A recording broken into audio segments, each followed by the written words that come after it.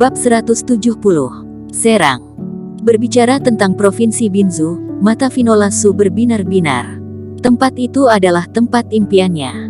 Finola Su, mulai sekarang, aku perintahkan kamu untuk tidak mengungkapkan identitasmu dalam 2 tahun. Bahkan jika kamu pergi dari sini suatu hari, kamu akan kembali. Orang tua itu tiba-tiba berbalik dan berkata dengan ringan. Ada kilatan kebingungan di mata indah Finola Su. Dia ingin menanyakan alasannya, tapi pada akhirnya dia tidak menanyakan apapun. Dia hanya mengangguk pelan. Orang tua itu tidak berbicara lagi, dia naik ke perahu datar dan pergi. Kota A. Saat ini, di Villa Kakek Su, beberapa tamu tak diundang datang. Orang-orang ini bukan orang biasa. Mereka berdiri di depan Kakek Su dengan mata dingin.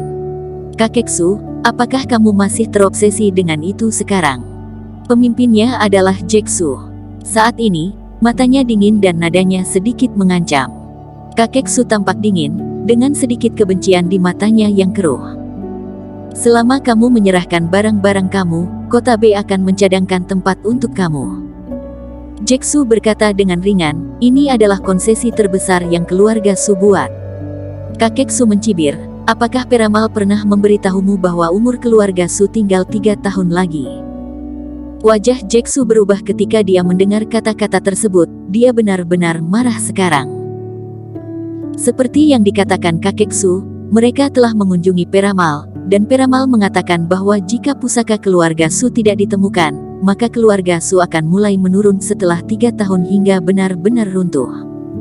Ini juga alasan mengapa keluarga Su menghabiskan begitu banyak energi dan mencari warisan. Kakek tua, jangan mempermalukan dirimu. Jack Su menarik napas dalam-dalam dan berkata dengan menahan amarah. Kakek Su tertawa dan berkata, apa yang dapat kamu lakukan padaku? Begitu suara itu turun, Jack Su tiba-tiba bangkit, mencengkeram leher Kakek Su, dan segera membawanya ke udara. Kakek tua, jangan berpikir aku tidak berani membunuhmu. Wajah Jack Su menjadi semakin dingin. Kakek Su tidak takut, dia mengerahkan seluruh tenaganya untuk meludahi wajah Jack Su. Cari mati. Jack Su tiba-tiba menjadi sangat marah, dan hendak membunuhnya. Tuan Muda Su, jangan. Beberapa orang buru-buru menghentikan Jack Su, dia tidak bisa mati, jika dia mati, keluarga Su akan berakhir. Jack Su mengertakkan gigi, menahan amarahnya dan melepaskan Kakek Su. Aku akan memberimu satu kesempatan terakhir, kata Jack Su dingin. Kakek Su terbatuk 2 kali, dia bangkit dari tanah dan mendengus jijik. Oke. Kamu tidak takut mati, kalau begitu apakah kamu takut dengan kematian Finola Su karena kecelakaan? Hah? Mendengar kata-kata tersebut, wajah Kakek Su tiba-tiba berubah sedikit. Kamu pikir dengan mendukung seorang Eric Kin, kamu bisa masuk kembali ke kota B, kan? Kukatakan padamu, selama aku masih bernafas, semua yang dimiliki Eric Kin sekarang bisa kumusnahkan. Teriak Jack Su sampai suaranya serak. Kakek Su mengangkat alisnya dan mencibir, kamu takut? Aku takut. Aku takut pada bocah malang itu. Jack Su tersenyum marah, kamu gila. Jika kamu tidak takut, untuk apa marah? Kakek Su berkata dengan ringan, apakah Peramal pernah memberitahumu kamu akan mati di tangan siapa? Wajah Jack Su berubah. Dia telah menanyakan Peramal tentang pertanyaan ini, tetapi Peramal hanya diam, terus terang mengatakan bahwa hal ini tidak boleh diungkap. Pada saat ini, Kakek Su menyebutkannya lagi, dan ada kepanikan di hatinya. Oke. Jack Su menarik napas dalam-dalam, mulai hari ini, aku akan mengirimkan kekuatan elit keluarga Su untuk menemukan Finola Su. Aku harap kamu tidak akan menyesalinya saat itu. Setelah menjatuhkan kalimat ini, Jack Su menoleh dan pergi. Suruh seseorang untuk menjaga si tua ini untukku. Setelah masuk ke dalam mobil, Jack Su berkata kepada orang-orang di sekitarnya. Ya. Di saat yang sama, Mateo Fang secara pribadi memimpin tim dan bekerja dengan bandara untuk memeriksa para imigran. Meskipun usaha mereka besar, itu tetap tidak berguna, ada 10.000 cara untuk memasuki negara ini. Terlebih lagi, ada lebih dari 1 bandara di kota ini. Ayah, apakah Eric Kin dalam bahaya kali ini? Bella Fang mengikuti Mateo Fang seperti penguntit, bertanya dengan cemas. Mateo Fang tersenyum pahit, mereka akan mencarinya sampai ke seluruh negeri. Ayah, kalau begitu ayah harus menemukan cara untuk melindunginya.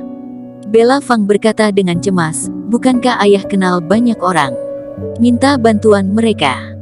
Mateo Fang memang mengenal banyak orang, bisa dibilang dia mengenal semua lapisan masyarakat, termasuk orang-orang di dunia bela diri. Namun, semua orang sudah mengetahui hubungan antara Eric Qin dan keluarga Su, dan tidak ada yang mau mengambil tindakan. Aku akan mencoba yang terbaik. Mateo Fang berpikir lama dan sepertinya bertekad untuk membantunya. Ada beberapa hubungan dengan orang-orang tertentu, yang Mateo Fang selalu mencoba untuk tidak mengulik. Tetapi demi Eric Qin, dia memutuskan untuk menggunakan cara terakhir. Jadi dia duduk di bandara dan menelepon. Pejuang Kiao, aku Mateo Fang.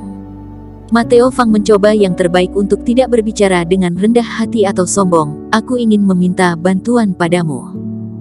Pejuang Kiao ini berhutang budi pada Tuan Mateo Fang, jadi dia setuju dengan masalah ini.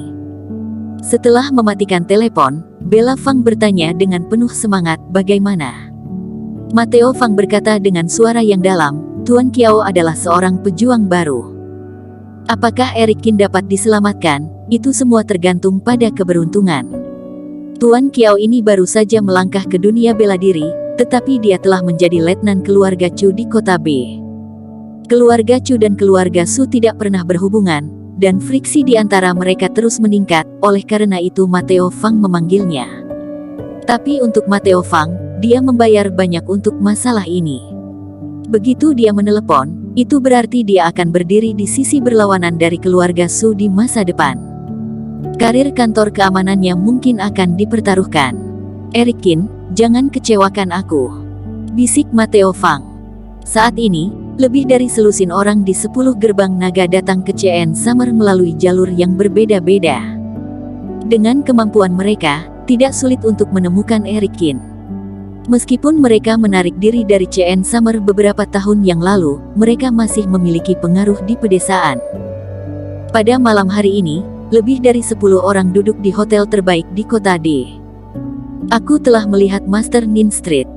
Seseorang dari kelompok itu berkata kepada seorang pria muda berusia 40-an. Pria bernama Nin Street itu tampak cuek, tanpa emosi sama sekali. Master Nin Street, kami telah menemukan di mana target tinggal, dan kami telah melenyapkan semua potensi ancaman dalam radius 10 mil, kami bisa berangkat kapan saja. Seorang pemuda yang bertanggung jawab atas investigasi berdiri dan melaporkan. Bersambung. Terima kasih telah menonton video ini sampai akhir. Jangan lupa subscribe dan nantikan kisah episode selanjutnya hanya di Novel Story. Salam.